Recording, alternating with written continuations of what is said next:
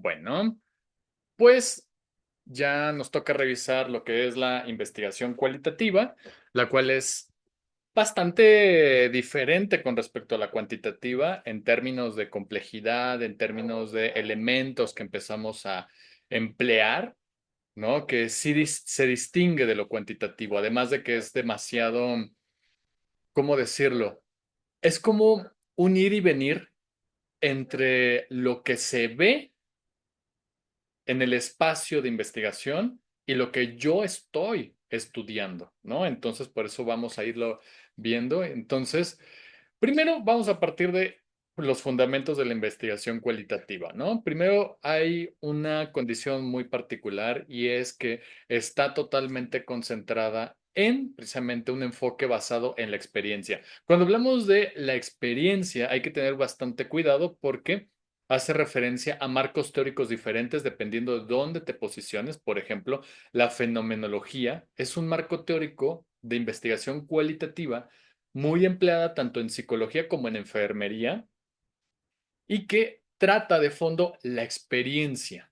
Y la experiencia básicamente con dos autores muy particulares, que es Husserl y Heidegger, ¿no? Que son sus dos autores como relevantes, por así decirlo, sus autores dentro de la filosofía que más utilizan o que de alguna manera pueden de alguna manera dar un contexto teórico amplio a la parte de la experiencia. También creo que es Martín Ponty, es un francés que trabaja mucho la experiencia corporal y demás, ¿no? Dentro de terapia familiar sistémica, uno de los enfoques relacionados con las experiencias lo podemos observar inmediatamente con el construccionismo social. Ujú. Sin embargo, aquí voy a hacer una distinción, ¿no? El construccionismo social de Kenneth Gergen, que es un construccionismo social muy reducido, por así decirlo, para darnos a entender lo que es la experiencia humana en contraste con el que nos puede ofrecer Sally Haslanger, ¿no? Debido a que, y es lo que vamos a emplear cada vez más, es de que estamos hablando de la experiencia situada en condiciones de clase social, de raza, eh, ¿cómo se llama? Identidades de género, orientaciones sexuales, orientaciones religiosas. Entonces, por eso nuestro enfoque teórico, en dado caso que nos acerquemos cada vez más al enfoque de la experiencia desde lo sistémico, vendría siendo desde el construccionismo social crítico que nos ofrece Sally Haslanger. Entonces, los métodos de investigación, como en algún momento le estaba mencionando dentro de lo cualitativo, porque en lo cuantitativo tenemos al positivismo y al neopositivismo, el cual precisamente lo que nos dice es que cuando estamos investigando algún fenómeno, este fenómeno tiene que responder a una pregunta de investigación muy específica, la cual tiene propiedades medibles, cuantificables, revocables y repetibles, ¿no? Y que por lo general se puede traducir en un dato numérico. Ujú. Y tiene una particularidad en su forma de pensar las cosas que viene siendo deductiva, es decir, parte de lo general a lo particular. A diferencia de lo cualitativo, que en lo cualitativo estamos trabajando de una manera inductiva, es decir, de lo particular a lo general, es decir, de una experiencia de tal vez un grupo pequeñito, se aspira a que esas experiencias particulares puedan conectarse con cada vez más otras experiencias en las cuales nos pueda llevar a una generalización.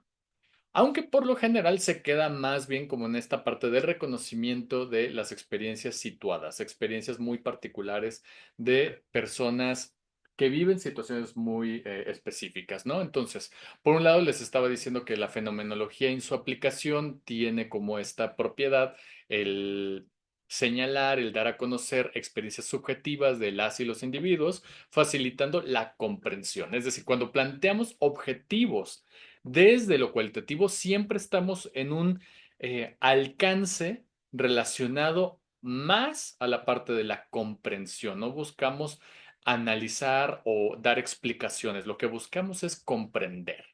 Ujú. Se queda en un nivel muy específico de interés del conocimiento. ¿Ok? Otra teoría es la teoría fundamentada, ¿no? En la cual precisamente parte de la generalización de teorías a partir de datos empíricos. Eso es muy sistémico, por así decirlo, porque nosotros generamos a partir de las experiencias que vemos en cada uno de los casos clínicos. Esa es nuestra experiencia empírica. Y a partir de esa experiencia empírica, construimos conocimiento. Ujú. Por ejemplo, mucho de lo que se ha hablado, particularmente en los orígenes tanto de Salvador Minuchin como de Mara Selvini, que precisamente partían del psicoanálisis, aunque Mara Selvini ya después por chismes ya mencionaban particularmente que lo que sucedía con ella era que era una psicoanalista disfrazada de sistémica, ¿no? Pero bueno, lo que pasa con Salvador Minuchin en esta idea de lo empírico, él mismo decía que partían inicialmente de conceptos muy básicos de la sociología y una vez que los iban de alguna manera introduciendo en el campo precisamente de la práctica clínica, es decir, de su experiencia empírica, iban ampliando estos conceptos. Y es muy bonito, hay un video en YouTube, espero no lo hayan quitado, ya es muy viejito, donde precisamente Salvador Minuchin muestra cómo la teoría de su escuela, la terapia estructural, parte de una condición cualitativa desde la teoría fundamentada, donde él mismo dice, teníamos estos conceptos de la teoría sistémica desde la sociología, de una sociología que aporta Talcott Parsons, porque Talcott Parsons es quien traduce la teoría general de los sistemas del ámbito biológico a lo sociológico. Es decir, cuando Salvador Minuchin empieza a hablar de familias funcionales y estructuras familiares, parte de una interpretación primero teórica de la teoría general de los sistemas de Talcott Parsons y que una vez teniendo un método aplicado en teoría fundamentada, que nuevamente es cualitativa, empieza a construir sus conceptos y ahí es como muy claro cómo va de ida y de vuelta, ¿no? En una vez que va viendo familias, empieza de alguna manera a ir aplicando ciertas teorías, que eso es lo que vamos a ir viendo poco a poco, ¿no? Que cuando tenemos datos empíricos, por eso es importante el registro de la observación que ustedes hicieron, porque a partir de lo que está registrado, es, esos datos los van a ir categorizando y esas categorías les pueden servir para la construcción de hipótesis y estas hipótesis pueden aspirar a teorías. Ajá, ese es un ejercicio de teoría fundamental, por eso Atlas T se caracteriza por tener estas condiciones de teoría fundamentada, ¿no? Y por el otro lado tenemos también a las etnografías y sus implicaciones. La etnografía tiene que ver con una descripción detallada y una participación tal vez directa e indirecta. Digo tal vez porque depende de los objetivos de él o la investigadora, donde a partir de la comprensión y la descripción del campo en el que se ven envueltos, empiezan a comprender de manera detallada los comportamientos y creencias de cada una de las culturas participantes, ¿no? De donde estuvieron. Y digamos un ejemplo claro que tenemos es precisamente Gregory Bateson. Gregory Bateson es antropólogo y como antropólogo él utiliza mucho la etnografía, por eso en algún punto, no recuerdo muy bien el texto, creo que Jackson mencionaba que Gregory Bateson no estaba interesado en hacer terapia, él estaba interesado en hacer investigación etnográfica de procesos relacionales y de comunicación entre familias que tuvieran un miembro, un integrante de la familia, perdón, que viviese con un diagnóstico de esquizofrenia, ¿no? Y de ahí que pudo elaborar, hay un libro que se llama así, algo así como la esquizofrenia relacional y es toda una investigación etnográfica que hace Gregory Bateson. Ujú. Entonces, en ese sentido, podemos tener como ejemplo precisamente lo que hace Gregory Bateson o su esposa o ex esposa, que es Margaret Mead, ¿no? Que fue Margaret Mead. Entonces ella, siendo antropóloga, fue a comprobar las teorías de Freud en grupos aborígenes ¿Y qué fue lo que ella fue describiendo y fue detallando? Pues precisamente fue detallando cómo eran los comportamientos, los modos, las formas de relacionarse a través de una codificación simbólica de lo sexual y que ella postula que no necesariamente la sexualidad se vive como Freud lo estuvo explicando. Entonces, por eso se vuelve relevante el aporte que hace Margaret Mead, el aporte que hace Gregory Bateson desde la etnografía. ¿Ok? Entonces, las investigaciones que se hacen desde estos lugares lo que hacen es centrarse en la subjetividad. Generan conocimiento auténtico en términos que en los detalles, en los relatos personales que la investigación cualitativa brinda, puede darnos a entender lo que ocurre en las experiencias situadas de cada una de las personas. Ahora bien, acá va a ser bien importante. La otra vez estábamos viendo en el seminario de investigación con perspectiva de género cómo cómo han habido diversas perspectivas de género o diversos planteamientos por parte de feministas, de mujeres feministas, sobre cómo emplear la metodología cualitativa para visibilizar las experiencias de las mujeres en diversas condiciones. Ujú. Por ejemplo, cuando hablamos de generación del conocimiento auténtico y que se centra en la subjetividad y hay una recolección de datos de una manera flexible, desde el punto de vista feminista, se centran particularmente en la experiencia particular de mujeres atravesadas por la raza, la clase social, el género, la orientación sexual, ¿no? Entonces podríamos situar una serie de estudios que hablan, por ejemplo, de la experiencia que viven las mujeres indígenas que gestan, por ejemplo. Entonces, el punto de vista feminista lo que haría es plantearse en el centro de la experiencia la comprensión de la vida de estas mujeres, así muy particulares. Cuando se hacen estudios fuera del punto de vista feminista y son más estudios relacionados con el género o feminismos centrados más dentro de las posturas liberales, estarían hablando de estudios que hablan de las relaciones entre hombres y mujeres en una condición comparativa. Y ahí es donde entra también lo sistémico. ¿Por qué? Porque la categoría de género es una categoría relacional. Y en tanto que relacional, me habla de una comparación de la experiencia que tienen los hombres y las mujeres, por ejemplo, ante la condición y la situación de abuso sexual, por ejemplo. Ujú. No es igual la experiencia que tienen las mujeres ante esta situación a la que viven los hombres y cómo precisamente se ven cruzadas por una serie de silencios, una serie de censuras, por ejemplo, de estas experiencias y de la manera en la que vamos recolectando los datos que buscan esta flexibilidad. Por flexibilidad hace referencia a que tú puedes emplear, por ejemplo, entrevistas que pueden ser en un inicio estructuradas y terminan siendo totalmente abiertas. ¿Por qué? Porque te centras en la información que te está brindando la persona.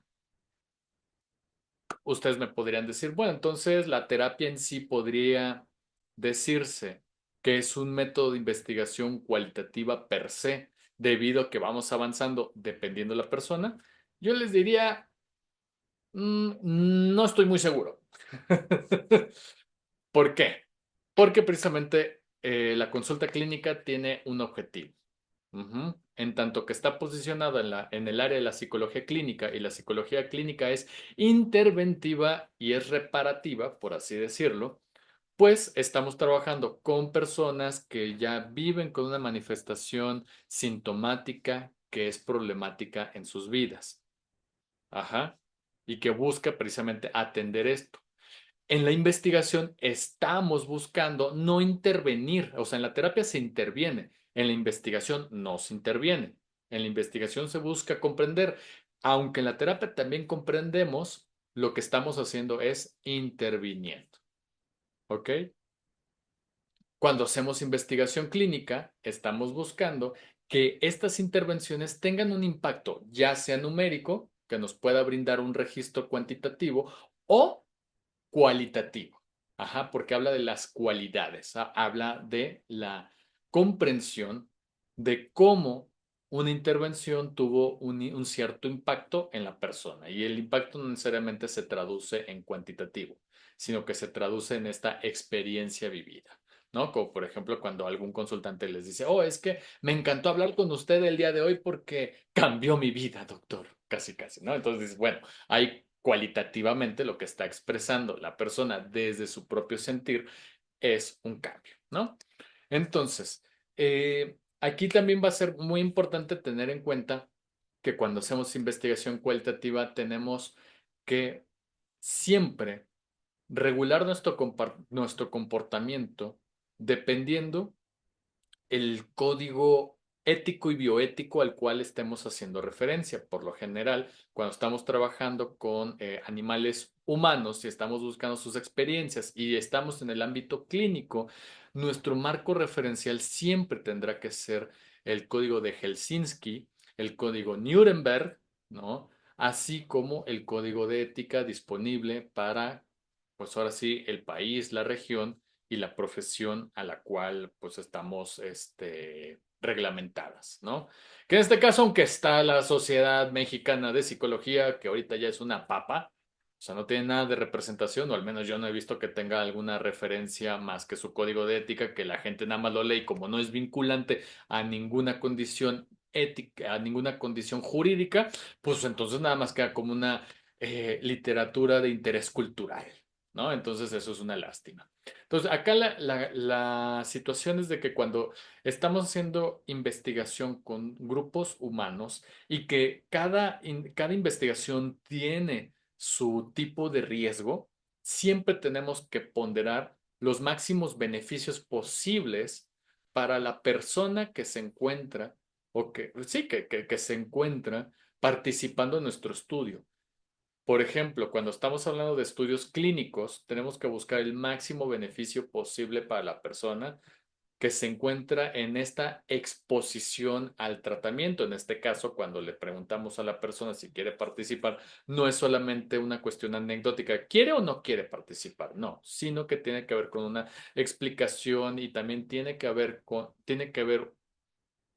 una pregunta continua a la persona si se siente cómoda participando en esta intervención. Por ejemplo, en la clínica, antes de que lleguen con nosotras, tuvieron que haber leído la carta consentimiento informado donde explica todo lo que ocurre en el proceso terapéutico, que hay un equipo terapéutico, que el equipo terapéutico se va a presentar con él o la usuaria, que en cualquier momento que se sienta incómoda o incómodo en el proceso puede abandonar el proceso terapéutico o puede seguir su proceso terapéutico sin que haya equipo terapéutico que esté observando, ¿no? Porque es parte de garantizar su derecho, ¿no? Entonces, otro punto es con la confidencialidad garantizada, es decir, lo que estamos haciendo en la clínica se queda específicamente para el tratamiento de la persona y a su vez un tratamiento de datos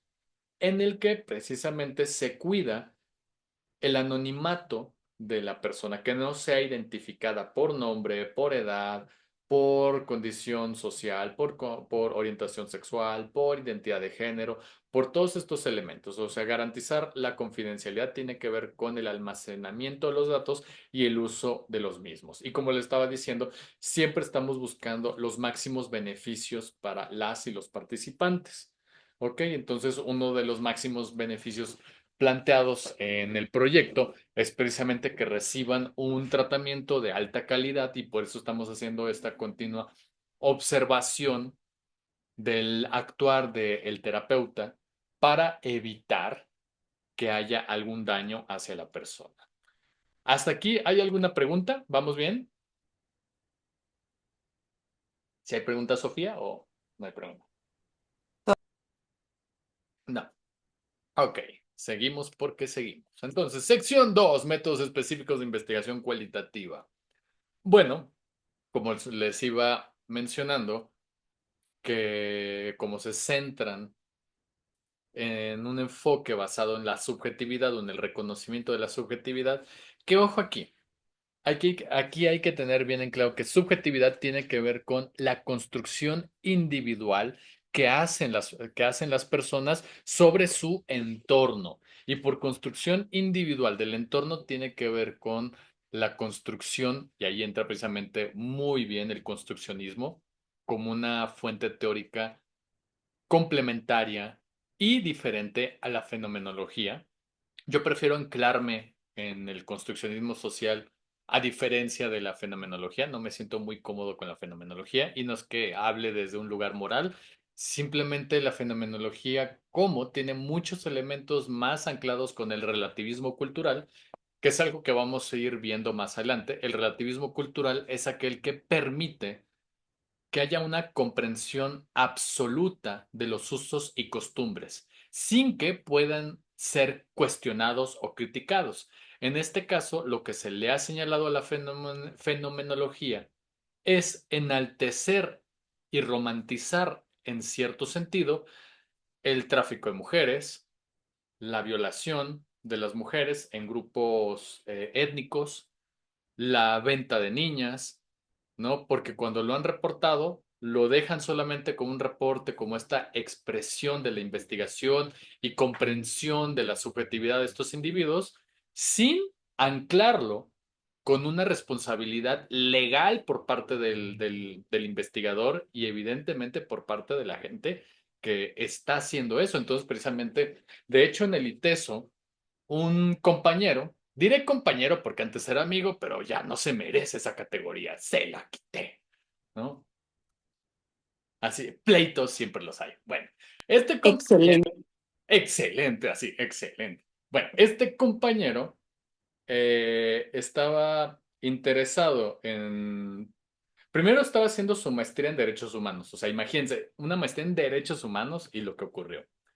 Él estaba interesado en describir cómo operan los grupos religiosos que producen y reproducen el discurso de terapias de conversión allá en Guadalajara. Entonces ahí hubo, digamos, metodológicamente, así como bioéticamente, infringió varios códigos, o sea, se los pasó por el arco del triunfo. Porque él, primero, no tiene el consentimiento informado de los participantes. Segundo, se mete en una metodología que lo vamos a explorar más adelante, una metodología etnográfica, observacional, donde va registrando todo lo que hacen estos grupos que producen precisamente las terapias de conversión. Incluso va documentando testimonios de chicas que vivieron violación, que se le llama, sí, violación correctiva. O sea, hay varias atrocidades. Entonces su comité no estuvo de acuerdo desde un inicio de cómo llevó a cabo O sea, es importante el tema, sí, pero que se haya brincado los códigos bioéticos fue un problema, aunque estaba visibilizando una condición de violencia, también ese fue el otro punto. Cuando visibiliza la condición de violencia, él tenía el interés de utilizar esa información para denunciar. Sin embargo, por la naturaleza de la obtención de los datos, incluso a nivel jurídico, es muy cuestionable cómo obtuvo los datos. Entonces, por eso fue un dilema, fueron unas tensiones interesantísimas. Todavía yo no sé cómo le hizo para que pasara su examen, pero lo pasó. Pero a lo que voy con esta cuestión es de que por eso yo me alejo de la fenomenología, porque la fenomenología no permite que haya una reflexión crítica con respecto a usos y costumbres que reflejan violencias. Y un construccionismo social crítico de Sally Langer, por muy diferente al de Kenneth Gergen, en algún momento lo van a ver, algún fanático de Kenneth Gergen se van a topar siempre en el campo de lo sistémico. Siempre hay fans para todo, ¿no? Entonces, bueno, yo no soy fan de Kenneth Gergen. Al contrario, le damos buenos palos. Bueno, uno de estos palos a Kenneth Gergen y basado en la propuesta de Sally Haslanger es que precisamente no podemos suponer que toda construcción social es válida. En tanto que existen este tipo de violencias, tendríamos la responsabilidad de generar diálogos críticos con las personas que reproducen y construyen universos y subjetividades a través de este tipo de discursos. Muy diferente a Kenneth Gergen y su, eh, ¿cómo se llama? Su postura lavacocos, porque él dice que él es feminista, que porque su esposa es feminista, entonces está colgando del feminismo de la esposa. Y cuando ustedes leen el texto, los textos de Kenneth Kerken, tiene 3 pesos de feminismo, o sea, lo que consultó en Wikipedia y hasta ahí, ¿no? Y Sally Haslanger lo que hace es cuestionar ese tipo de reflexiones del construccionismo social, ¿no? Que está totalmente pausterizado. Bueno, ¿a qué voy con todo esto? Que cuando hacemos investigación cualitativa requerimos sí o sí un marco teórico amplio para poder hacer este tipo de discusiones y contrastes. Por eso yo les estaba contrastando en este momento la fenomenología de Merleau-Ponty, por ejemplo, o de Husserl, o de ay, Heidegger. Contrasto esas fenomenologías con los construccionismos sociales, que ahí podría entrar muy bien Kenneth Gergen o podría entrar Sally Haslanger. Y dentro del construccionismo social me decanto por el construccionismo social que plantea Sally Haslanger frente al construccionismo social que plantea Kenneth Gergen. Entonces, a lo que voy es de que aquí necesitamos sí o sí reflexiones teóricas amplias para poder dar cuenta de la construcción subjetiva de los individuos y también de nuestra forma de pensar, porque en algún momento en terapia se van a dar cuenta que cuando se trabaja la persona del terapeuta, se trabaja o se debería trabajar por fases para comprender de su subjetividad y anclarla con procesos bioéticos.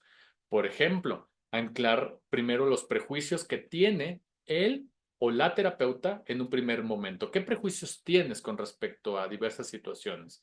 Y después de los prejuicios, pasar a las objeciones de conciencia, que ahí son las acciones de las cuales él o la terapeuta se limita a llevar a cabo por principios éticos morales, no tanto éticos, principios morales que el mismo terapeuta tenga, para después pasarlos a este juicio de la objeción de ciencia, en este caso de ciencia jurídica.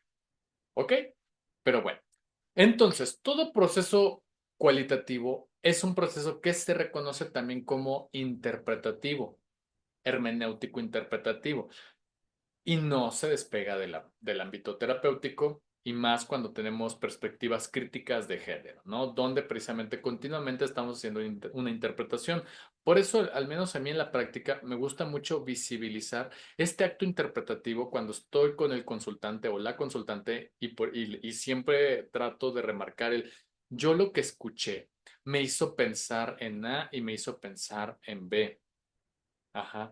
Tengo esta inquietud, te la quiero compartir porque estoy visibilizando mi subjetividad en este proceso dinámico interpretativo y que va de la mano con un proceso dialógico. Y ahí está la parte bonita de Laura Fruggeri, que es una terapeuta familiar y que es investigadora. Creo que ya se retiró, pero estaba dando clases en el doctorado allá en Italia, ¿no? O sea, no sé en qué universidad, pero sé que la mujer era tutora a nivel doctoral. Y escribe un texto donde ella metodológicamente plantea la diferencia en entrevista y diálogo. Si gustan, se los puedo pasar para que les quede cada vez más clara este proceso en las observaciones, ¿no? Porque nuestra forma de trabajar desde pensamiento de tercer orden está muy influido por esa metodología, donde ella dice, cuando tú tienes una entrevista, tienes preguntas claras, aunque sea una entrevista semiestructurada, tú tienes preguntas base. Ajá. En un diálogo no. En un diálogo buscas precisamente conectar con la otra persona. Sí, partes con una serie de preguntas, pero cada vez estas preguntas se van deformando hasta llegar a un proceso dialógico. Y en la parte dialógica es este intercambio horizontal o que busca que en la mayor medida sea lo más horizontal posible. ¿Por qué lo mencionamos? porque necesariamente hay una condición de poder y de control por parte del terapeuta, o en este caso de él o la investigadora. Que la persona se sienta cómoda y cómodo con nuestra presencia es fundamental para poder comprender el universo subjetivo de esta persona. Y evidentemente reconocer sus derechos humanos. Ajá. De decir, sabes que tal vez no entienda del todo tus procesos o cómo tú lo estás viviendo, pero voy a hacer lo mejor posible.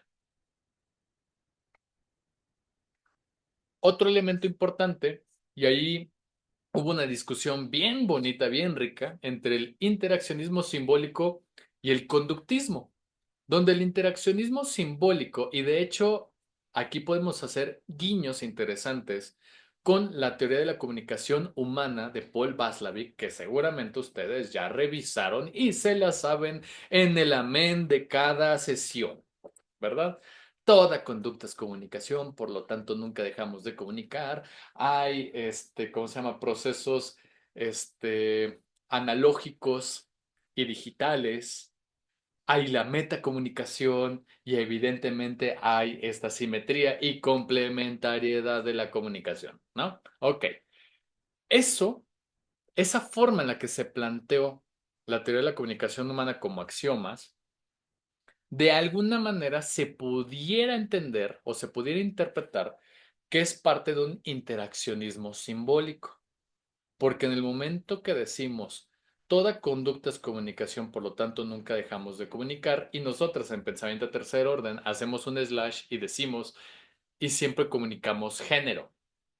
Hagas o no hagas, siempre comunicas el género que portas. No necesariamente las personas están diciendo continuamente, yo soy hombre, yo soy mujer. Habrán hombres que sí lo necesiten, ya es otra cosa. Pero nuestra forma de conducirnos, nuestra forma de hablar, nos está diciendo cuál es nuestro género también. Ujú. Entonces, es una construcción de significados que van anclados con los comportamientos. El conductismo radical lo que te dice es de que solamente puede entenderse a través de la conducta medible cuantificable.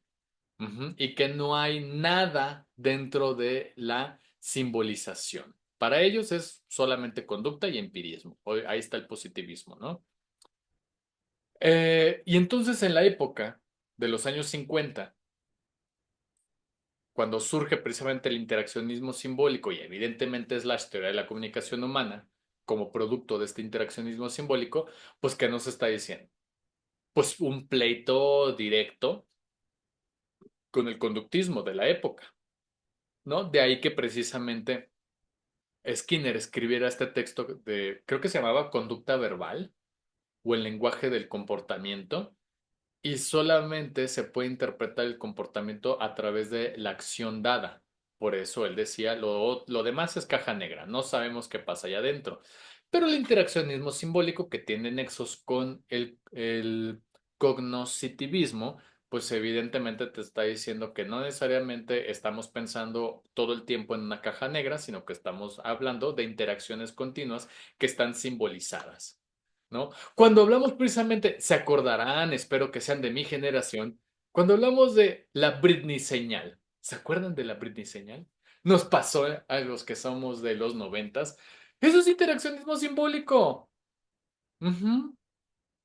Porque la conducta meramente del dedo, únicamente, ¿cuál es el estímulo? ¿Cuál es la respuesta que te da? Bueno, ya podrías tú interpretar las acciones con las conductas alrededor de la Britney señal, pero el interaccionismo simbólico lo que te dijo fue un insulto, un acto peyorativo que la mujer hizo y que estaba enojada y aunque fruncía el ceño o no podíamos verla tanto, sabíamos que en esa interacción que ella tuvo con ese medio era totalmente hostil. Ajá. Entonces, dentro del marco del interaccionismo simbólico, podríamos interpretar claramente la Britney señal y además de saber que hablar de la Britney señal, estábamos hablando de una simbolización de un acto y que va de la mano con un personaje de la vida pública.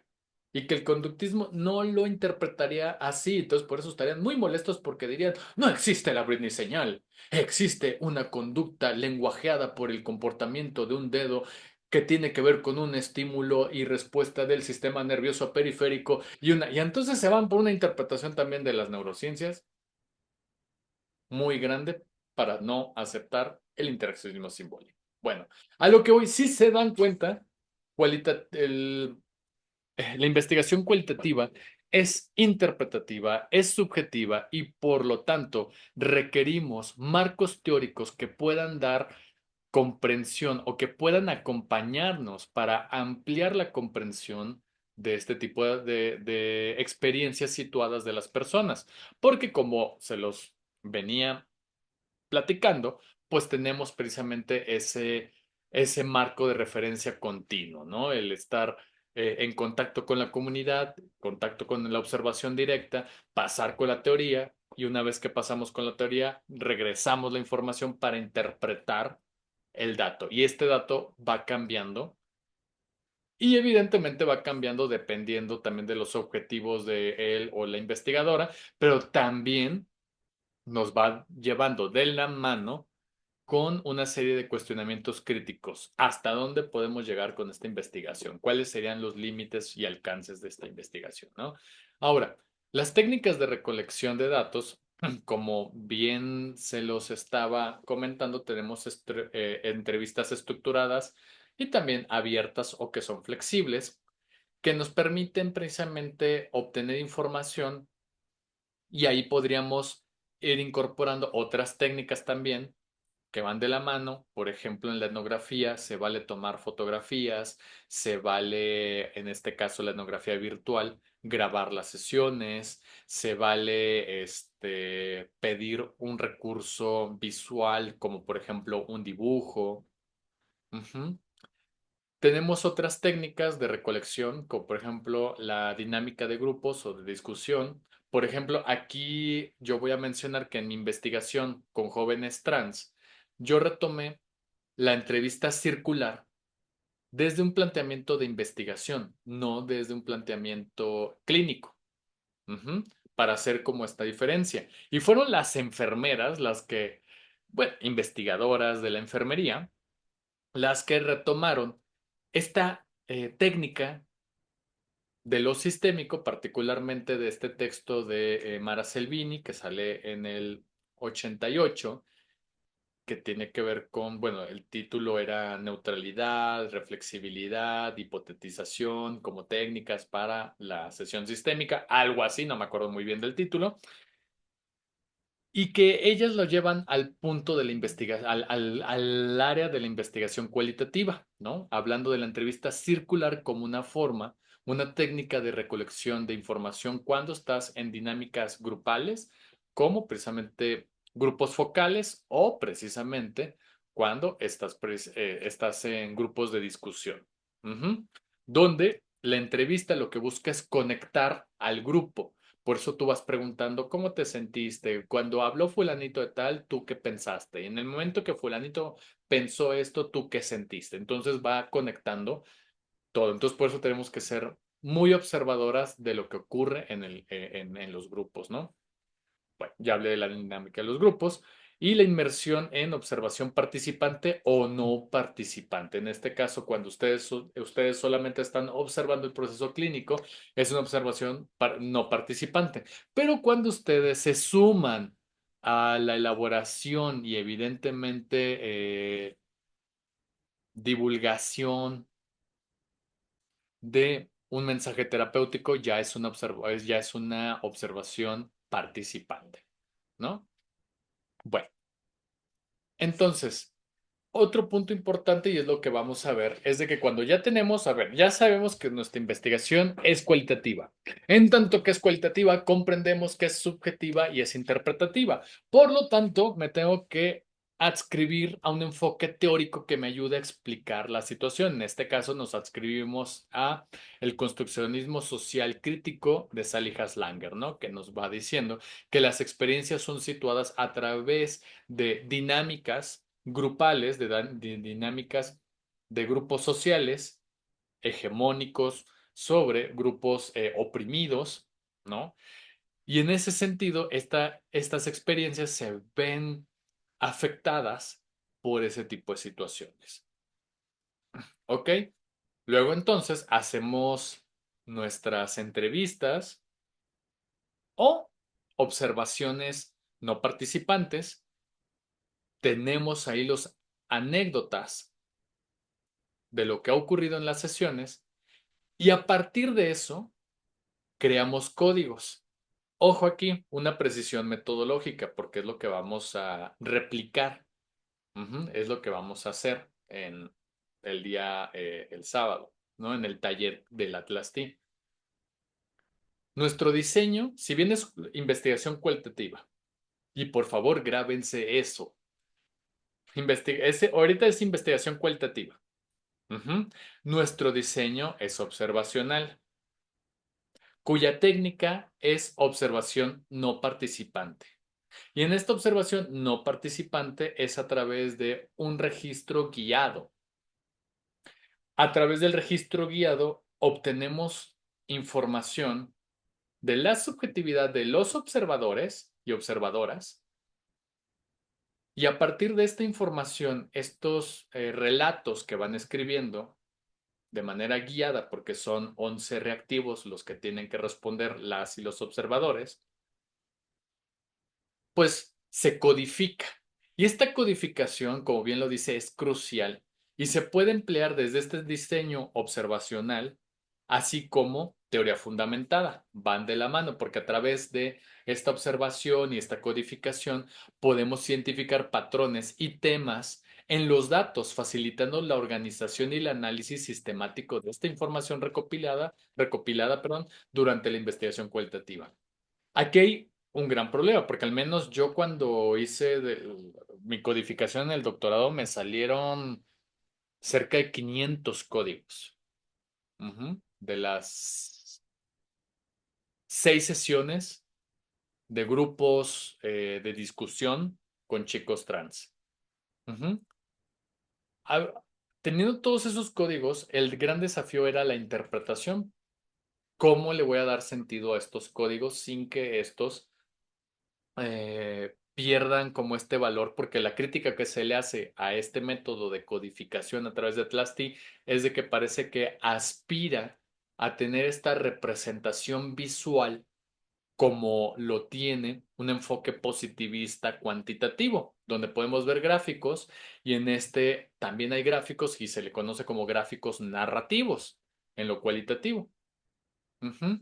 Entonces, en ese sentido, hay que asumir esas críticas, ¿no? De que lo que estamos utilizando es una herramienta, es una tecnología que nos facilita para la interpretación y recopilación de los datos y que lo que vamos a hacer es, de alguna manera, mostrarlos para poder alcanzar una comprensión de lo ocurrido, en este caso la comprensión de lo que ha ocurrido durante las sesiones y que podamos anclarlo al pensamiento tercer orden, ¿no? Lo ocurrido en las sesiones. ¿Hasta aquí hay alguna duda? Pregunta, comentario, nada. No, todos se entienden. ¿Vamos bien? Ok. Bueno, Como que aplicación. te trabaste un poquito, maestro, pero ya te destrabaste. Ok. Entonces, perdón. En estas aplicaciones y desafíos de la investigación cualitativa, lo que estamos haciendo es buscar los espacios y los escenarios en los cuales precisamente vamos a aplicar estas investigaciones. Y déjenme comparto una notificación en el grupo, porque si no, es que no avisé que hoy no iba a haber supervisión, que ahorita es solamente clase de la maestría.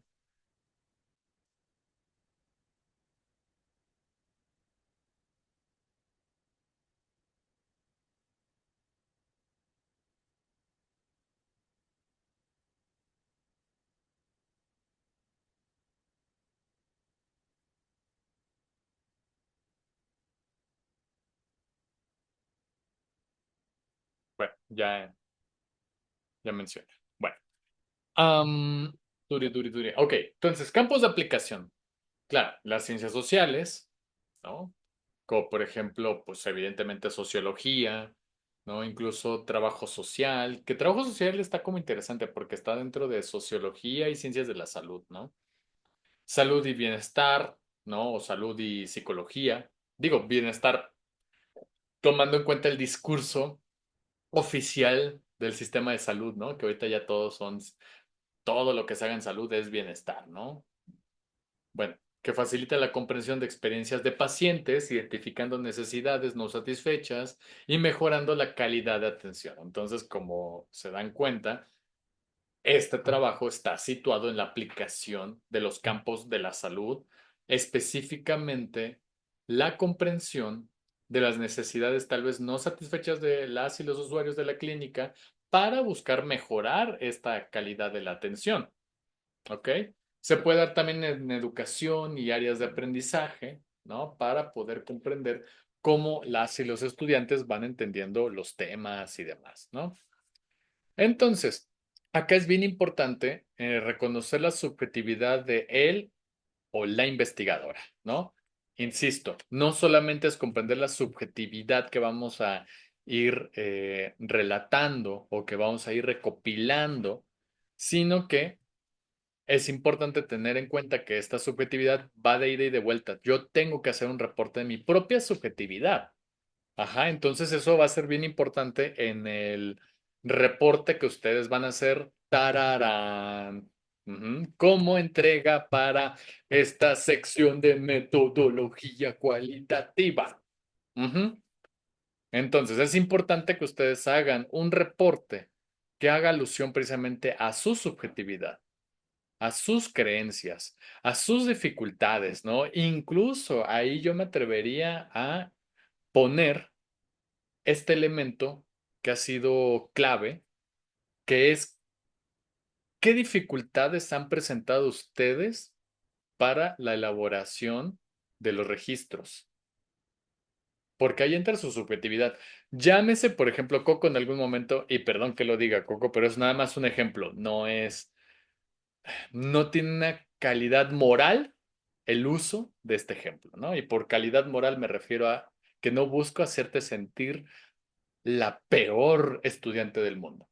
No, es más bien un ejemplo que tú pudieras documentar en términos de mi relación con la elaboración de los registros se vio cruzada por mi condición económica en términos de que le tenía que dar espacio a un trabajo adicional, a las dificultades también de tiempos para meterme a las sesiones y hacer este tipo de registros. ¿Por qué? Porque estamos hablando de tu relación con el campo, con la investigación, con los desafíos para precisamente acceder a este espacio de investigación. O sea, por eso es muy válido lo que ustedes me comparten, ¿no? Entonces, todo aquí se utiliza. Aquí es como el cerdo. Utilizamos todo del pobre el marrano. Ujú. Entonces, aquí voy a tener mucho cuidado porque hay autores que en efecto se inclinan a esta aspiración de la generalización de resultados. Y acá hay que tener mucha prudencia y mucho cuidado porque precisamente, de hecho, el otro día que estábamos hablando de metodología cuantitativa, yo le compartía a... ¿Es Miguel o Manuel? Creo que es Miguel, espérenme. Es que soy pésimo con los nombres. Y es un querido colega amigo, Miguel, sabía que era Miguel. Entonces, Miguel nos brindó una clase muy buena de investigación cuantitativa y hablábamos precisamente de cómo el investigador en cuantitativo busca siempre la generalización de los datos, ¿no? En lo cuantitativo. Y en lo cualitativo, tramposamente, también buscan eso. También se llega a buscar la parte de la generalización de los datos. Y yo les ponía un ejemplo porque Miguel también es terapeuta familiar.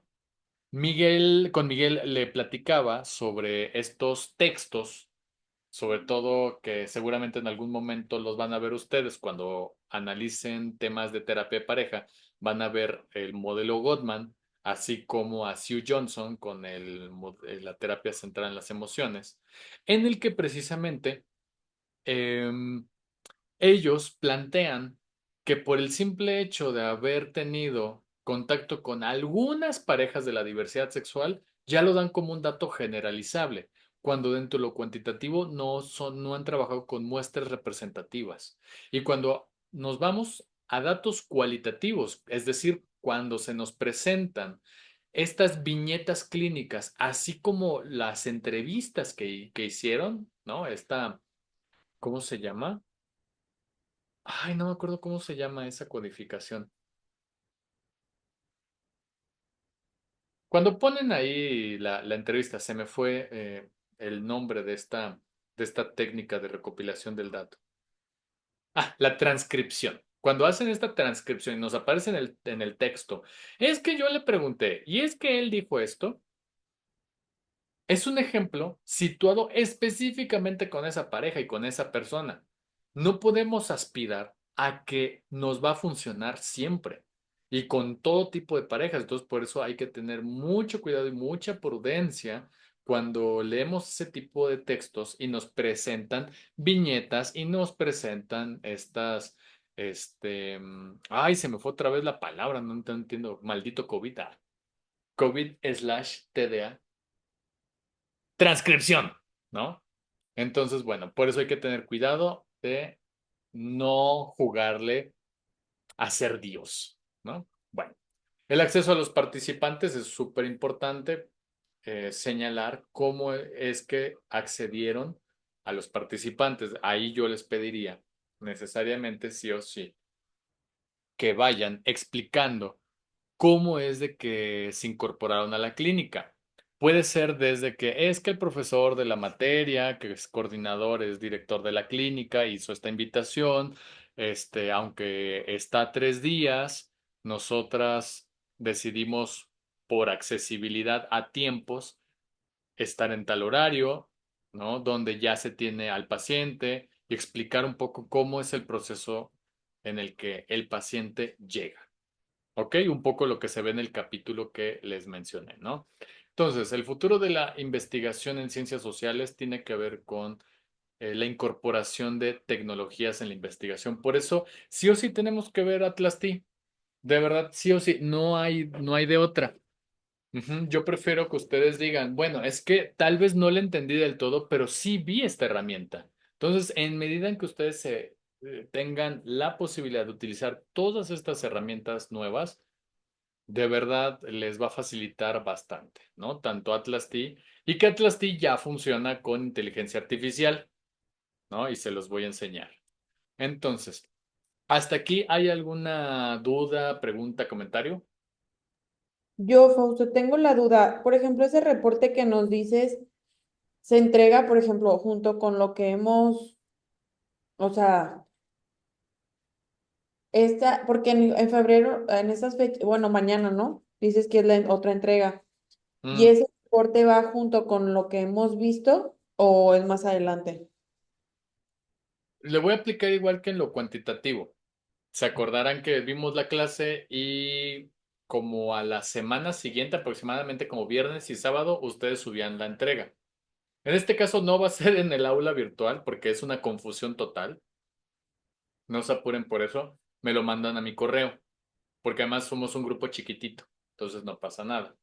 Sí tengo tiempo para revisarlo. Entonces no tendría ningún problema. Entonces, si van a entregar un reporte, igualito, presentación PowerPoint. Ujú, donde se explique precisamente las propiedades de la investigación, las características que ahorita voy a detallar, ajá, de lo que vamos a hacer. Ujú, pero sí, todo en presentación PowerPoint. ¿Por qué? Porque ustedes van a tener 3 presentaciones PowerPoint al final. Una que es cuantitativa, otra que es cualitativa y la otra que es mixta, que es la siguiente que vamos a ver. ¿Por qué? Porque para que cumplan con el 100% de la calificación, tararán, tienen que presentarlo en un chiquicoloquio que vamos a hacer. Ujú. Entonces, por eso es importante que lo vayan considerando, que vayan, teniendo en cuenta, pues, precisamente cómo va a ser la presentación. ¿Va? Y que es importante ahí que metodológicamente sea lo más claro posible. ¿Eso va a ser individual o todos en el grupo vamos a juntar uno para presentarlo? No, es individual. Porque se acordarán que en cuantitativo ustedes eligieron un tema y de ese tema desarrollaron como la investigación. En este caso, en cualitativo, y de igual manera va a ser lo mismo. Van a elegir un tema y lo van a presentar. Ahora, para que se entienda qué es lo que vamos a estar haciendo. Nuevamente, acá.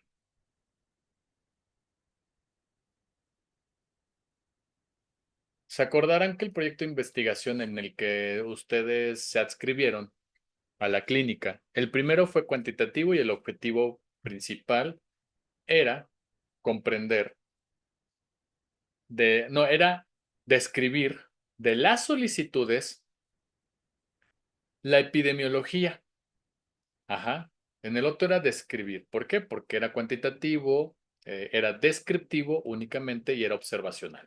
En este caso solamente observacional, cuyo objetivo acá es bien importante porque ustedes van a centrar su investigación de los artículos que les voy a dejar, ajá, es comprender la calidad y las barreras culturales del servicio, ajá, del servicio clínico. O sea, ese es nuestro objetivo. En función de ese objetivo se buscan los artículos de investigación.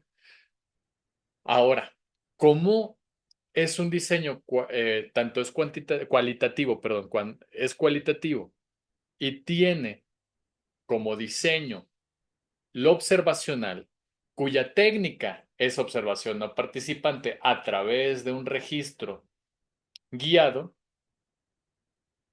Lo que vamos a estar registrando es la dinámica entre supervisor o supervisora, el cual tiene por obligatoriedad generar un espacio seguro, es decir, donde no se inflige algún daño tanto al usuario como a los estudiantes, donde precisamente en eficiencia busca los mayores beneficios posibles con esta discusión técnica, ¿no? Entre costo-beneficio.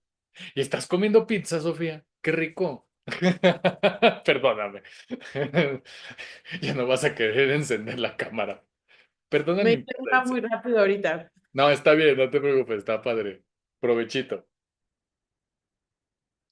Entonces, la parte de efectividad, el uso de evidencia científica, es decir, si su supervisor o supervisora se respalda con marcos teóricos para explicar o interpretar lo ocurrido. Y el supervisado replica estas medidas de seguridad. El consultante es beneficiario y también es el centro de la toma de decisiones.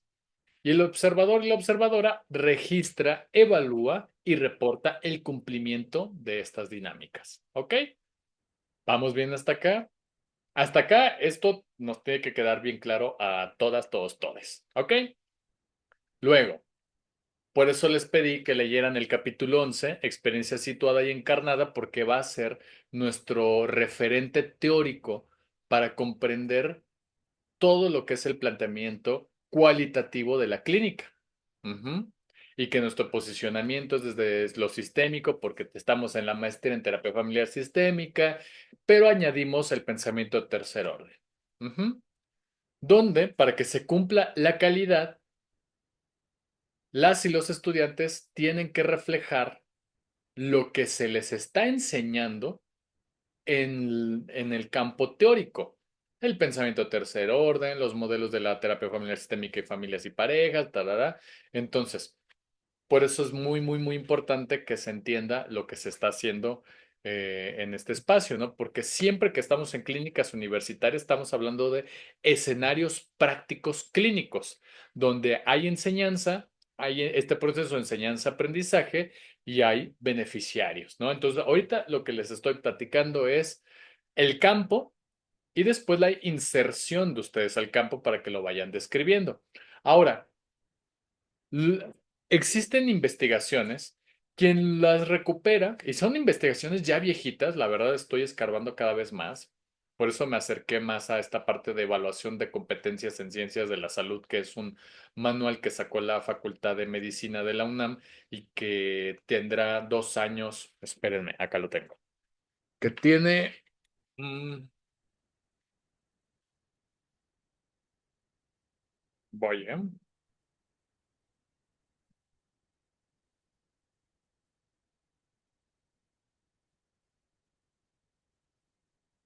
Mira, yo pensaba que era recién. Es del 2011. Bueno, le hace falta una actualizada. Pero bueno, este manual o este tipo de materiales que están aplicados en el contexto mexicano y que están validados por una universidad pública es muy importante para ir complementando, ¿no? Y precisamente cuando nos adscribimos al capítulo 11 es porque es una investigación aplicada, ¿no? Es totalmente cualitativa. Entonces, las investigaciones que se han hecho en el contexto de la terapia familiar, ¿no?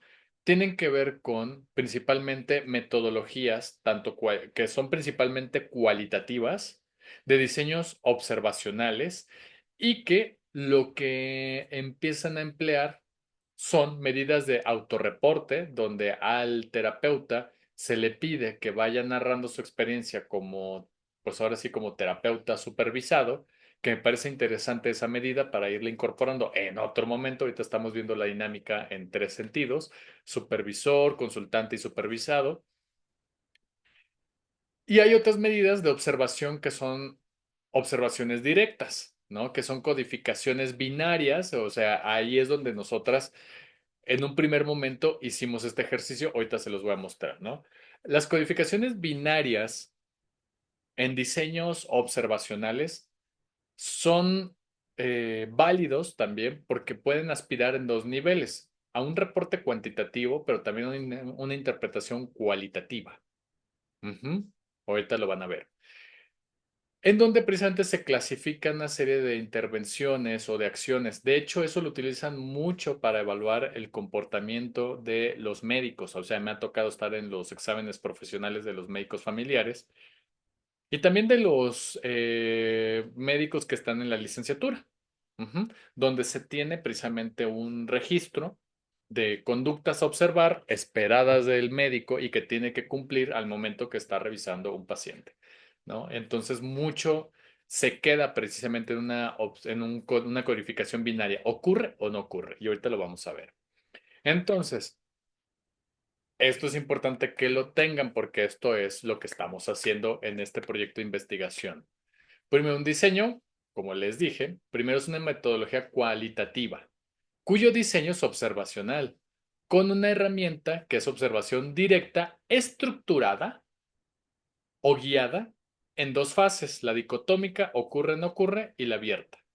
En el caso de ustedes, no estamos haciendo este, ¿cómo se llama? Una observación dicotómica en este preciso momento. Por eso en algún punto, creo que la semana pasada, les explicaba, ¿no? Que cuando pasen sus datos al registro, este no debe ser, sí, sí ocurrió.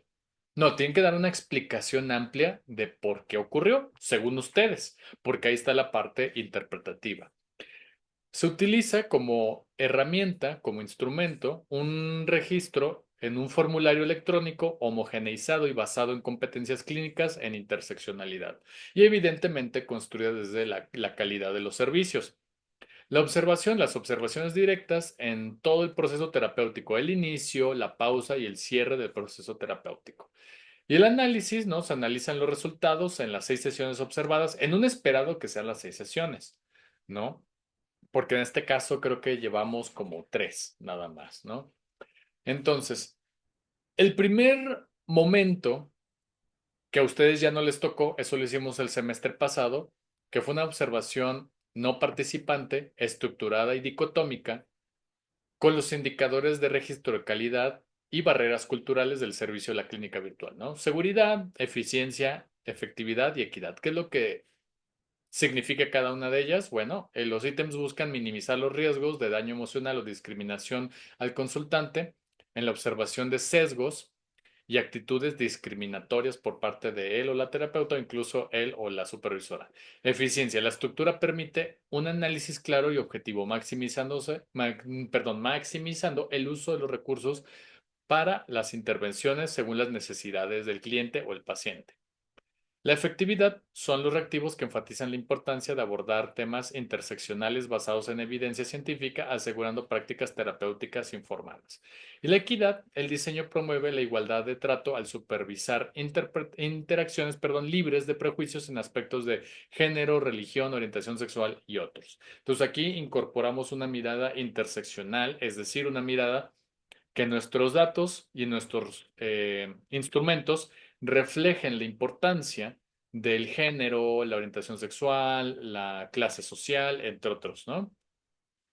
Estos eran los reactivos que antes nuestros estudiantes llenaban, ¿no? Como por ejemplo la parte de posicionamiento, la parte de la identificación del terapeuta, identificación del consultante, la ventaja social, ventajas de poder, opresión, apertura a temas incómodos, racismo, diferencias de género, diferencias de religión y diferencias de orientación sexual. O sea, eran 22 ítems que reflejaban estas dimensiones de seguridad, seguridad y eficiencia, seguridad y equidad, ¿no? Y que en la definición conceptual, porque acá también es bien importante que tengamos claro nuestras definiciones conceptuales, ¿ok? Entonces, perdón que me haya quedado ahí como medio quieto. Es que, perdón, vi unos lentes aquí en mi escritorio y yo dije, ah, chinga, fantasmas. ¿Cómo llegaron estos chingados lentes acá? Pero es que cuando quité el libro que tenía acá, lo empujó, estaba ahí guardadito y salió del escritorio los lentes. Entonces, ya me estaba espantado que dije, chingada, madre". Todo lugar donde voy hay fantasmas. Bueno, ya no iba a dormir hoy. Bueno, ahora, los resultados observados en el proceso de supervisión. En este proceso se hicieron en 73 sesiones observadas de supervisión. Se identificaron los siguientes indicadores, ¿no? En el instrumento, que en el formulario dicotómico basado en calidad, competencia, ya lo hablamos, las áreas observadas, que en la relación triádica veíamos lo siguiente. En la parte de las respuestas afirmativas, principalmente estamos reportando las afirmativas porque tienen una cualidad interesante. Por ejemplo, el supervisor dio por hecho situaciones por su cultura u origen. Solamente el 5% de esas 73 personas que observaron dijeron que sí el supervisor o la supervisora había dado por hecho desde su condición, cultura u origen, ¿no? El supervisado dio por hecho situaciones, es decir, en consecuencia, o sea, si eso ocurre con el supervisor, es esperado que el supervisado replique lo que pasa con el supervisor. Entonces vimos que el 8% sí vieron que, que los supervisados replicaron esas omisiones. ¿El supervisor tiene alguna actitud para adecuar el lenguaje? ¿No? Es decir, una actitud favorable, el 59% de las 73 observaciones dijeron que sí, sí lo tiene. ¿El consultante tiene alguna actitud positiva para recibir la comunicación? Ah, es decir, que nuestros supervisados, pues sí reciben, ¿cómo decirlo? De buena manera lo que el supervisor le dice. Ujú. Y eso es bien importante. Ustedes dirán, bueno, es que es esperado. Sí es esperado, pero que lamentablemente, y eso nada más lo puedo decir por anécdota, en una forma de anécdota, es de que en las supervisiones, perdón, ahí está mi gato, en las supervisiones que yo tuve, lamentablemente los supervisados no teníamos una buena actitud para recibir esa comunicación, y evidentemente se veía reflejado en el consultante, como dice ahí. Y esta actitud se veía reflejada por el supervisor. O sea, si el supervisor te maltrataba, tú lamentablemente en tu desconocimiento maltratabas al paciente. Bueno, ¿el supervisor tiene alguna actitud positiva para contener emocionalmente al consultante? El 62% afirmativamente dijo que sí. O sea, el 62 de 73 personas, de 73 observaciones. Otras. El supervisor dio por hecho situaciones por su cultura de origen, ya lo había mencionado, se repiten. Ahorita que veo eso y que se repiten, entonces para borrar de la presentación los tres elementos que estaban atrás, ¿no? ¿El supervisor tiene alguna actitud positiva para contener emociones? Ya se los había dicho que sí. Y las frecuencias relacionadas con el control y la atención, es decir, un control omnipotente y jerárquico por parte del supervisor. Ese me pareció como bastante interesante, que en el reporte que aparece precisamente en el capítulo, ustedes pueden ver que en efecto, o sea, sí estamos midiendo esa parte del control omnipotente que presentaba el supervisor. Y la interseccionalidad y control, pues que el enfoque en identidades de género, clase y orientación sexual, pues que sí se veía priorizado ese estado crítico, ¿no? Esos elementos dentro del reporte anterior. Acá está combinado entre lo que aparece en nuestro artículo de investigación con lo que hicimos con respecto a estas observaciones. Ahora, es importante que tengan en cuenta los beneficios de esta estrategia metodológica porque permite cuantificar conductas sin perder la profundidad cualitativa. Eso es bien importante porque ustedes me podrían preguntar, Fausto, pero si es cualitativo, ¿por qué estás utilizando dato numérico? Ok, porque son variables nominales. Se acordarán que cuando exploramos precisamente la calidad o la cualidad de la variable, una de ellas son las variables nominales, que son totalmente cualitativas. Y lo único que hacemos es agrupar las frecuencias, pero no quita que su representación, aunque sea numérica, no le quita su calidad cualitativa. Ujú. Reduce el sesgo del observador, ya que, pues, primero se registran los hechos objetivos antes de interpretarlos.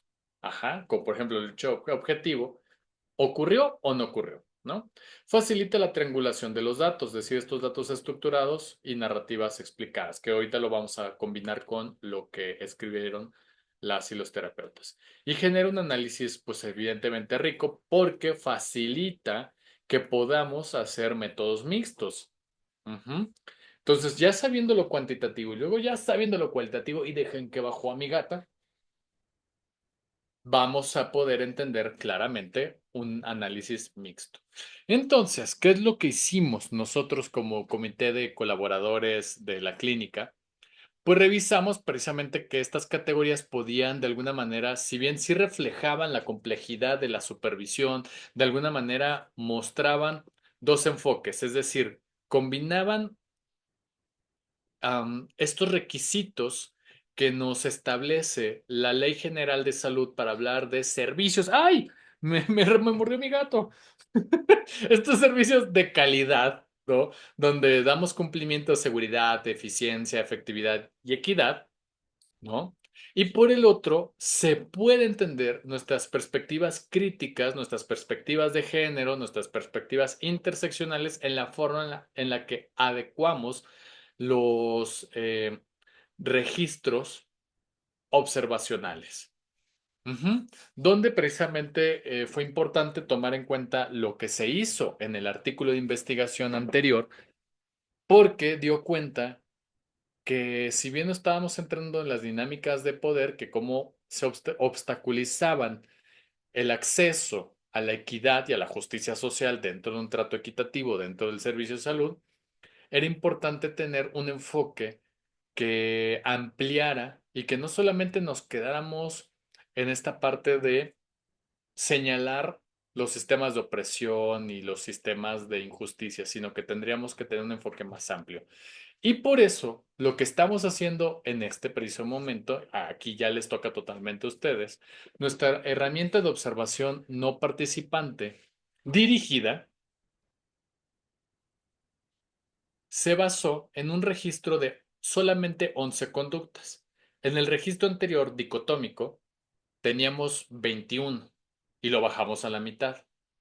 Ajá, porque analizamos precisamente la concurrencia entre códigos, entre significados, entre posicionamiento, opresión, diferencias de género, apertura a temas incómodos, racismo. O sea, esto es importante porque el registro de observación de calidad y barreras culturales en el servicio de la clínica virtual se basa en este análisis que hicimos de sistemas de salud, así como, les decía, incluimos nuestro enfoque teórico interpretativo de las experiencias vividas en el servicio a partir de Sally Haslanger, ¿no? Sobre todo este texto que es Construccionismo Social y crítica social, ¿no? Resistiendo la realidad, se llama su texto, ¿no? Entonces, hasta el momento tenemos 22 observaciones realizadas. Ajá. La inserción de la clínica fue con la participación de 25 observadoras distribuidas en equipos de 5 en 5 equipos de supervisión, donde se elaboró un registro, un formulario con preguntas abiertas basadas en calidad, competencias clínicas y principios de interseccionalidad. Áreas observadas: la relación entre supervisor, supervisado y consultante, con énfasis en la comunicación abierta y el manejo de las emociones y la competencia cultural. ¿Ok? Esto ya les compete a ustedes. Esto es lo que estamos haciendo entre todas. Entonces, lo que les estoy presentando en este momento es lo que vamos a hacer ya en nuestro taller de Atlas T. Ajá, que es la codificación. Se codificaron en las observaciones cerca de 264 códigos, en los cuales se tradujeron en dos diagramas, un diagrama de Sankey, bueno, son dos diagramas de Sankey, que son los que ven de izquierda a derecha, que son como los que parecen como barras. Lo que hacen es que en la codificación que se obtuvo, estas 260 códigos, digamos, se fueron agrupando, y en estas agrupaciones veíamos la concurrencia, es decir, qué código se relacionaba con otro. Entonces, las y los observadores dieron énfasis en sus testimonios en la empatía y falta de empatía. Es decir, sí lo vieron de una manera muy dicotómica, pero también hay otras como sensibilidad emocional, respeto, autoconciencia. O sea, las que están en colores son las que están de alguna manera como fusionadas. Ujú. Entonces, empatía se fusionaba precisamente con el apoyo, con la autoconciencia del mismo terapeuta, con la comunicación adecuada, con la interacción social, la interacción individual, interacción social, y luego había otra interacción terapéutica, con el profesionalismo, con el reconocimiento, con respeto, con sensibilidad sensibilidad a casos de abuso sexual, sensibilidad al género. También presentaban sesgos de género, pero como una forma empática, y evidentemente la validación. Y la falta de empatía la relacionaban más precisamente con esta parte de interacción social, la parte de, esperen, es que como tengo ahí a ustedes en los fotitos, entonces tengo que bajarlo. Listo. Se relacionaba con los desafíos en la misma terapia, porque la falta de empatía pues era desafiante para todo el equipo terapéutico. Los relacionaban con la falta de calidad, con la interacción social, y evidentemente lack of empathy, o sea, que se tradujo en una falta de empatía, ¿no? Esto es lo que ustedes van a hacer, pero no lo van a hacer así tal cual, sino que van a elegir qué códigos van a emplear que les llame la atención a ustedes, porque a mí me llamó la atención estos dos códigos de los 264 que saqué. Ujú. Ustedes van a elegir cuáles les hacen mayor sentido, pero eso lo voy a dejar para el sábado en nuestro maravilloso taller de Atlas T. ¡Yay! ¿Ok? Pero bueno, es nada más una pequeña muestra. Entonces, el mismo Atlas T nos puede recolectar los testimonios, y ahí vienen las codificaciones. Ujú. Por ejemplo, en empatía vemos el testimonio, ¿no? Dice: considero que no se ha presentado racismo. Asimismo, ante diferencias culturales ha habido respeto y horizontalidad. Si se asegura de no reproducir sesgos de género, y en caso de la mención se aclara cómo referencia de cultura y cómo ésta interviene en el pensamiento, y en cierta medida en la que existe un buen abordaje en temas sensibles. Por ejemplo, ante la mención de la posibilidad de tener depresión, se acepta la historia y preocupación del consultante. Sin embargo, le es aclarado desde una visión profesional y científica de que este diagnóstico solo puede ser realizado por un psiquiatra. ¿No? Entonces, por eso ahí entra ética, aceptación, claridad, educación, empatía, interacción, es decir, interacción es profundidad, profesionalismo, respeto cultural, sensibilidad. Y en la falta de empatía que particularmente fue de un caso que vimos de abuso sexual, de parte de la terapeuta no hubo calidez ni sensibilidad sobre las temáticas tratadas con la consultante, que si fueron muy delicadas, la consultante hizo referencia a un caso de abuso sexual, la consultante lloró y la terapeuta no hizo pausas, no modificó su tono de voz, incluso cuando la consultante mostró la duda sobre su responsabilidad en la violencia sexual, la terapeuta se rió, esbozó una sonrisa y de tajo le dijo no. En quien sí pude observar esta sensibilidad fue en el supervisor que comentó casi al cierre de la sesión, ¿no? Te agradezco que eh, y creo que ya no continuó, ¿no? No nos identifiquen expresiones de cuidado con señas de sesgos raciales. Yo pensaría que si hubiese sido importante, ya que el consultante o la consultante es originaria de Oaxaca y durante su relato suscitaron durante la sesión, bla. Entonces, como ahí hubo un reconocimiento del testimonio y hubieron 7 codificaciones: cultura y diversidad, desafíos en la terapia, pero en la parte, digamos, global de falta de empatía. ¿Ok? ¿Vamos bien hasta acá? ¿Dudas? En este caso, Fausto, solamente, por ejemplo, pues tú eres el terapeuta, o sea, son el terapeuta y nosotros observadores, ¿no? O sea, no hay Ujú, su... ujú. En este caso, yo cumplo los dos roles, al menos en el grupo con ustedes, ¿no? Que soy el terapeuta y soy el supervisor. Ujú. Y acá está el tenis. Y acá está la loca de la Tori que me mordió el pie. Entonces, bueno. Ay, qué bonitos. Sí, acá están escuchando la clase también. Entonces, a ver, dudas, preguntas, ¿no? ¿Todo bien? ¿Todo chévere? ¿Leyeron el artículo? Tararán. El ¿Cierto? del método cualitativo, sí.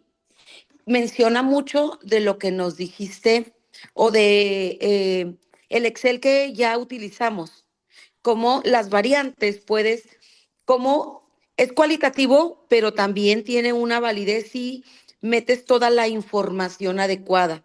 No sobresaturarlo, pero sí que esté completa la información y poder jugar con las variantes para que nos den una información subjetiva, pero certera. Eso entendí yo. Ok, bien. Digo, también hay que tener cuidado en esta parte de la afirmación de que sea certero, porque como es subjetivo, más bien lo que está haciendo referencia es precisamente a la forma en la que la persona construyó su manera de ver la realidad. ¿Ok? Entonces, me gustaría que en este momento hiciéramos la actividad de revisar el capítulo 11 del libro que habla de la experiencia situada y entiendan de una mejor manera lo que vamos a estar analizando el día del taller de Atlas T. ¡Yay! Entonces, somos un grupo chiquito. Paro la grabación. Ya. Bueno, con respecto a la pregunta de cómo es, y lo voy mezclando con el proyecto de investigación. No todo el tiempo se hace. Se retoma precisamente estos aportes de Virginia Satir y Carl Whitaker con esta idea de, sí, compartir parte de la experiencia de él o la terapeuta, pero particularmente Virginia Satir tenía como este tono como muy cálido, como salir del plano de lo racional, porque la terapia familiar sistémica hay que considerarla como un modelo racionalista por el tipo de preguntas que hace, buscando cierto tipo de reflexiones. Entonces, acá al retomar a esta autora y añadir a Donna Haraway, implica ir conectando una serie de, ¿cómo decirlo? Sí, como intervenciones más basadas, sí, en la experiencia de él o la terapeuta, desde estos sesgos, desde los sesgos de clase social, de raza, pero que no todo el tiempo se aplica, ni es como una ley general, pero es como una intervención añadida. Entonces, por eso lo que queríamos saber es que primero si se estaba entendiendo eso en el modelo, ¿no? En el trabajo, por eso pusimos ahí en la metodología, se ve claramente que en la primera fase, que era la observación por grupos, 4 observaciones específicas, en las que precisamente se analizaba desde este diseño observacional con este instrumento de observación no participante guiada, estos 4 factores, ¿no? O sea, ¿cuál era? De la primera fase, observación no participante. La explicitación del pensamiento situado de él o la supervisora, es decir, que si está hablando desde reconocer sus propios sesgos interseccionales y de alguna manera puede transmitirle a las y los estudiantes que sus sesgos, ya sea por ser una mujer trans o ser una mujer cisgénero, de alguna manera influyen en la parte de cómo lleva el proceso terapéutico. Entonces, por eso llevamos a cabo este tipo de observaciones, ¿no? Entonces, pero bueno, antes de pasar a la parte metodológica, no sé si logro como aclararte un poco la parte como teórica de lo de pensamiento de tercer orden. Sí. Y por ejemplo, yo mi duda es, o sea, hasta qué punto es como, hasta qué punto llegar para que no sea tampoco como una proyección. Ya. No, de hecho, en algún punto precisamente la investigación trata de situar también otro elemento. En el capítulo 9 que hablamos de la ética y la bioética en términos de multiparcialidad, implica precisamente el que en el reconocimiento de estas diferencias de raza, de género, de orientación sexual, de identidad de género, cada uno y cada una de las personas reunidas en una terapia familiar, sí, reconocemos la dinámica, pero también estas dinámicas tienen estas diferencias de acceso económico y de todo eso, ¿no? Entonces, más allá de una proyección, o más bien para cuidar que no sea una proyección, primero él o la terapeuta tiene que hacer una reflexión sobre sus propios procesos. O sea, lo que les decía en algún punto, primero saberse sus propios prejuicios, interseccionales, y cómo estos de alguna manera influyen en sus propias objeciones de conciencia. ¿Qué dificultades tiene para atender y negarse a atender a cierto tipo de consultantes? O sea, ¿tiene conciencia de todo esto? O sea, porque no es solamente este proceso de, ok, ya fuiste a terapia tú, de preferencia ve con un sistémico para que aprendas lo lindo y bonito que es el modelo, ya aprendiste tus prejuicios. A ver, no. No es solamente quedarse en identificar tus prejuicios o como los que les gusta trabajar eso desde check-in que dicen, ¿cuáles son tus prejuicios favoritos? O sea, la idea acá es si identifico mis prejuicios, identifico cuáles son mis limitantes y en medida que reconozco estos limitantes, pues debo yo de trabajarlos de tal forma que estos no se conviertan en objeciones de conciencia. O si se vuelve una objeción, yo tener muy claro cuáles son estas y cuál es la objeción de ciencia jurídica a la que tengo que responder. Te pongo un ejemplo. Yo inicio con prejuicios con respecto a hombres muy masculinos, ¿no? ¿Por qué? ¿Cuál sería como mi prejuicio? Que inmediatamente son toscos, que inmediatamente son torpes, que inmediatamente, o sea, todo lo que tú quieras, ¿no?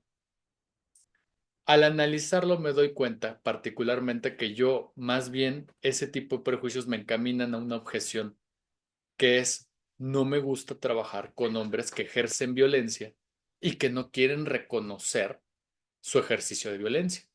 Me incomoda. Entonces, cuando me llega un hombre, híjole, mi primer prejuicio es, oye, a ver si no me habla así como, ¿qué pasó, mano? Oye, que son así, que yo no tengo la culpa de nada. Entonces, o sea, ese es mi prejuicio. Pero para no llegar a una objeción de conciencia, agarro y estoy explorando y afortunadamente he tenido muy buen trabajo con ahorita varios hombres que puedo decir rompieron totalmente mis esquemas que tenía, ¿no? Entonces, ¿sabes? Pero ya conozco el proceso, mi proceso. Conozco que tengo ese prejuicio, lo aplaco. Si ese prejuicio se vuelve mi objeción, entonces ahí ¿cómo se vuelve mi objeción? Cuando estoy notando que en efecto este varón ejerce violencia no se quiere hacer cargo, entonces ahí ya soy objetor de conciencia, ¿no? Yo no puedo atenderte y por respeto a tu derecho a ser atendido, pues te voy a canalizar con alguien más. Eso es la ciencia jurídica, porque si nada más me quedo en mi objeción, podría yo estancarme en, ¿sabes qué? No te voy a atender, no te voy a dar consulta para la siguiente. O incluso hay quienes meten trabas y dicen, hasta que vayas con el psiquiatra no te vuelvo a ver en la vida, ¿no? O sea, sin necesitarlo. Entonces, un poco ese es el proceso. Entonces, llegar a este capítulo era porque ya habíamos entrenado y habíamos revisado con las y los terapeutas de estas formaciones estos capítulos de objeción de conciencia, ¿no? Y Fausto, en una parte que dice sobre como darte cuenta de tu privilegio, o sea, Ajá. eso no lo entendí bien. Es como más o menos lo que como, Ah, ok. no lo entendí bien. No, no te preocupes, está súper bien. Darse cuenta de su privilegio tiene que ver con dos cosas. Primero, es el pilar de las críticas en sociología. Es decir, ¿por qué hay distinciones entre grupos sociales? Una de las primeras hipótesis es diferencias de clases sociales. ¿Qué te dice la diferencia de clase social? La diferencia de acceso al recurso económico. Ujú. Hay quienes nacen con privilegios dados, es decir, que un familiar, ya sea de línea directa como el papá o un familiar de la línea externa de la familia, les otorga comodidades y beneficios a través de lo económico. Es decir, de esta frase que dicen es que naciste en cuna de oro. Ujú. En sí, eso no es un problema. Se vuelve un problema cuando yo no reconozco que este privilegio y mi forma de actuar puede estar lastimando a otras personas. Y te voy a poner el ejemplo de la Lady Uber. Y ahí estamos viendo a un trabajador, a una mujer que no se da cuenta de su privilegio. Y hay una parte ahí bien interesante. Tiene un privilegio de clase social. Ajá. Y aparte, está utilizando ese privilegio de clase social para amedrentar a un hombre con una acusación falsa.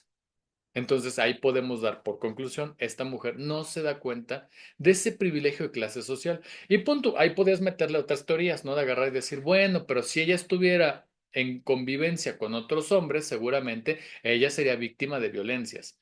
Seguramente, no lo voy a descargar. Pero en este sentido, no se trató de eso.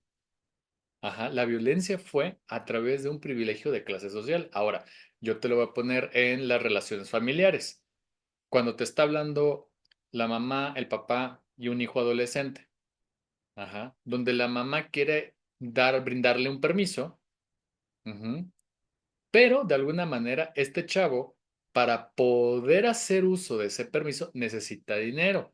Y si es un sistema familiar tradicional cuya división sexual del trabajo está encabezada porque el papá trabaja y mamá se queda en casa, mamá no tiene poder, pero sí tiene influencia. Pero si este hombre es lo suficientemente violento y muy cuadrado y estructurado, esta influencia que tenga la mamá no le va a servir para apoyar a su hijo. Entonces ahí vemos las desigualdades de poder que tiene que ver con la condición de clase social, el dinero que no accede a la mamá porque está en dependencia de, ajá, y puede ser el sexismo lo que pudiera decir este señor de por qué no brinda el recurso económico, por qué la esposa no tiene su propia cuenta de dinero, por ejemplo. Entonces tiene que ver con eso, o sea, una reflexión de, yo para darme cuenta de eso, yo tengo que reflexionar sobre la clase social, yo tengo que reflexionar sobre la clase social a la que pertenezco, ¿no? Y que se vale haber nacido, si tú quieres, en una familia con recursos. El asunto está reflexionar sobre qué estoy haciendo yo con esto. Por ejemplo, insisto, esta parte de la ley de Uber.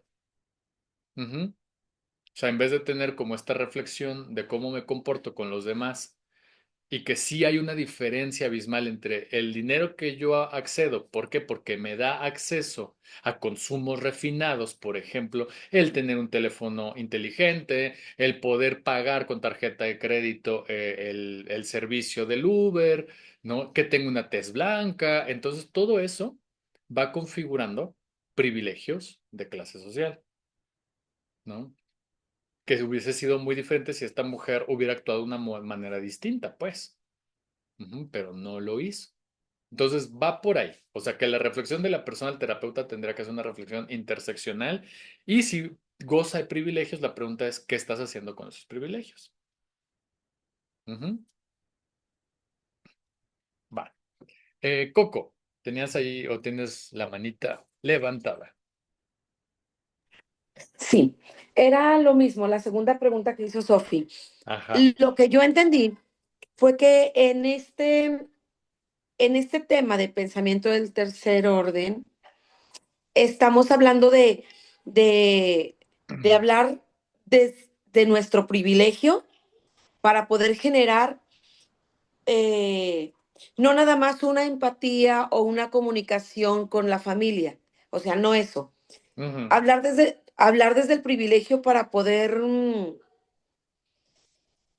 nombrar la experiencia sociocultural, o sea, Así es. como a poder acomodarnos, poder compartir. Ahora entiendo las supervisiones que le hicimos o las dos clases de supervisión que hemos tenido con esta chica Valentina, Ajá. que tú aplicas estos conceptos. O sea, bueno, yo en mi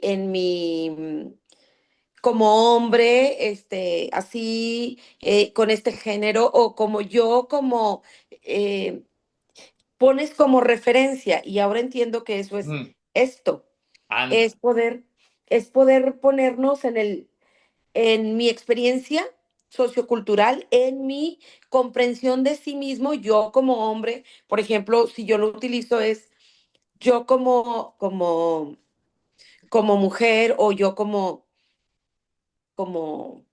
profesionista, porque también dicen Ah, ahí tu situación, tu contexto, pues claro, poder identificarse y dar nuestros datos también es importante, según veo en esto del pensamiento de tercer orden. claro. Y verificar nuestros prejuicios, más bien, yo lo entendí como nuestro trabajo interno, porque si tienes trabajo en tu persona con terapia previa o tienes comprensión de ti misma, entonces ya los prejuicios, digo, se trabajan y cada vez son menos, y si no, puedes supervisar, puedes señalarlos y Ujú. no tener, por ejemplo, en mi caso, a mí me causa conflicto que no he podido manejar eh, el abuso sexual infantil. Mm, ujú. A mí me causa algo de, todavía Ah, no puedo, aunque me preparo para ello, todavía no puedo. Me sale claro, mi, ¿sabes qué? Sí tendría ese prejuicio o ese tema no lo tengo tan trabajado. claro. No, no, y Entonces, está buenísimo. Ujú. entonces eso fue lo que pude ver y analizar, pues bueno, eso del control o tensión en la relación que puede haber en los afectos que configuran la relación entre el supervisor y el consultante. Claro. Sí, Y total. también ver la relación de cercanía, que yo lo interpreté como lenguaje verbal o no verbal, que se puede generar en la interacción. Claro. Mm, Y al final solamente ver tu sentir acerca de la experiencia de esto. Este, cómo te sientes o cómo yo me siento, porque en otros enfoques esto no es permitido. Tú como terapeuta ujú. quedas fuera de. Y en este enfoque y más en este pensamiento del tercer orden, como que viene más agregado. Ujú. Eso es lo que yo entendí, te escucho.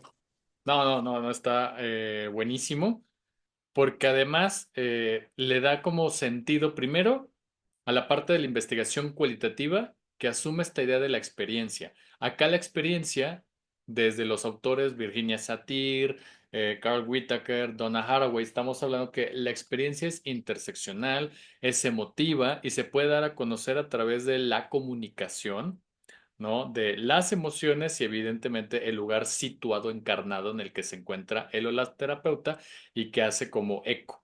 Ahora, cuando se hacen este tipo de observaciones, se puede notar precisamente el ejercicio de poder y las tensiones que pudieran estar presentes en el momento en que el supervisado se encuentra siendo observado por una supervisora o un supervisor, o que el consultante pertenece a otro grupo socioeconómico, racial, de orientación sexual.